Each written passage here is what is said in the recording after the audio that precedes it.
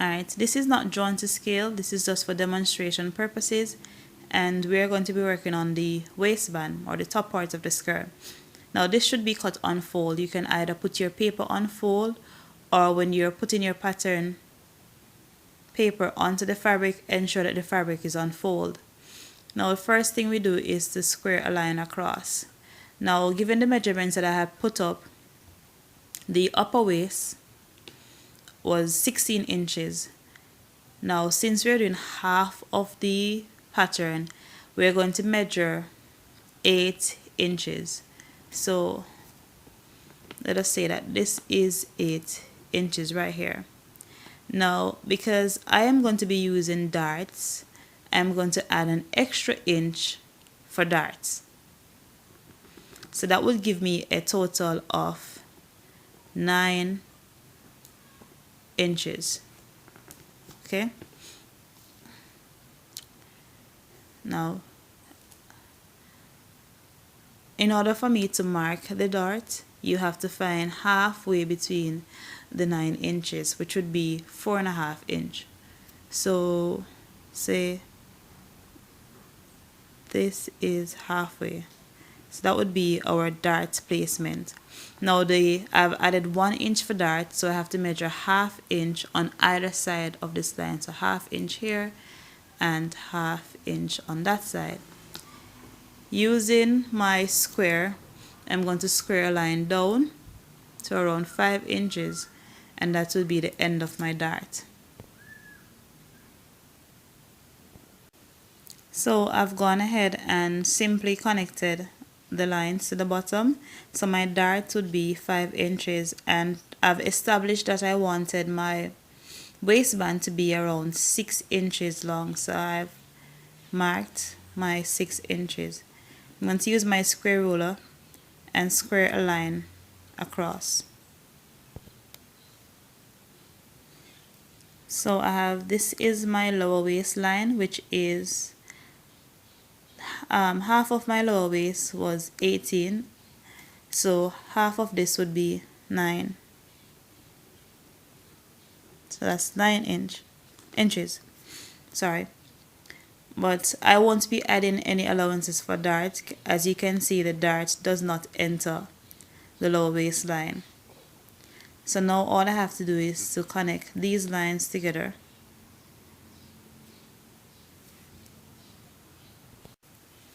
So now that I've connected the lines together, the next thing to do is to go ahead and add a ½ inch or more, depending on how much you want seam allowances to it.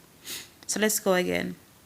We square a line, then we find half of our front waist measurement, which was 16 inches. So we find half of that, that's 8 inches.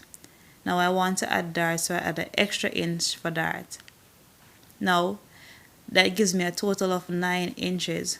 I find halfway between the 9 inches, which is 4.5, and I put a line. I square a line down to 5 inches, which is now my dart line. ½ inch is marked on either side of the line and connected to give me the dart. Now for the lower part of my skirt, or the lower waist, I square a line across, and half of my lower waist was 18 inches, so half of that would be 9 inch, and I simply connect the line. Now if you're curvier than I am, probably your lower waistline would be a little bit further out, or if you wanted to drop this line further down to your hip, say about 8 inches long, then your lower waistline would probably be a bit out here. But I'm not so curvy, so mine is basically a straight line. Next is to add a ½ inch for seam allowances.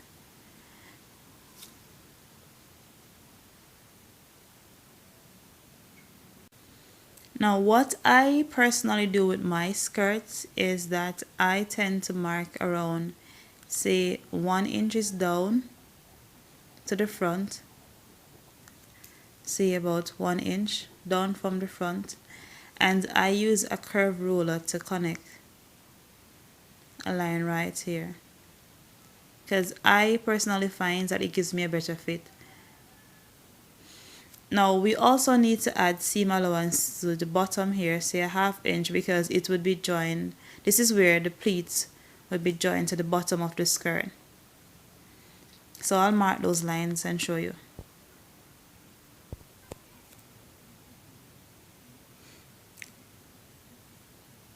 Cut this out.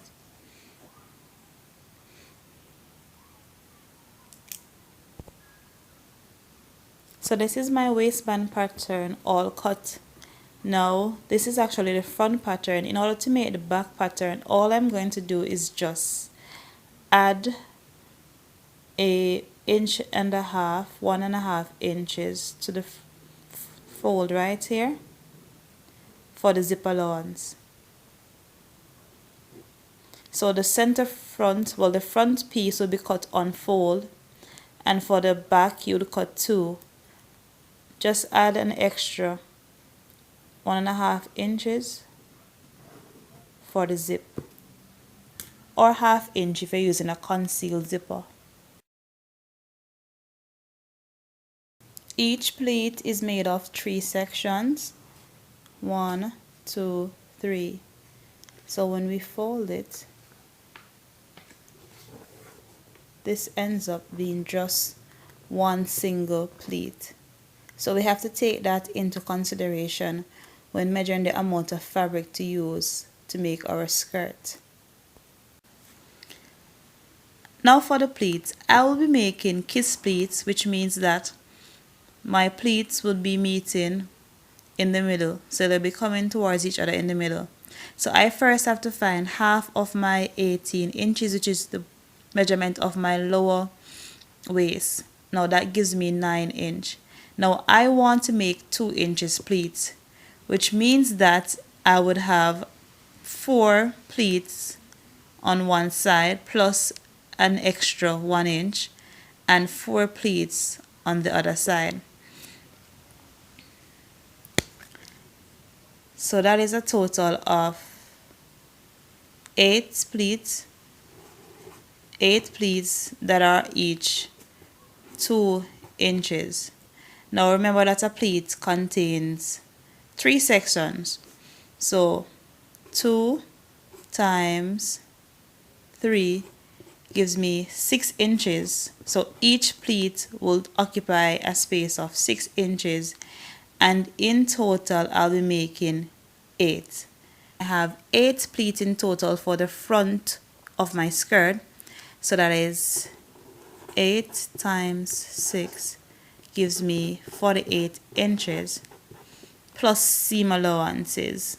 So I'll be adding a 1/2 inch seam allowance to each side.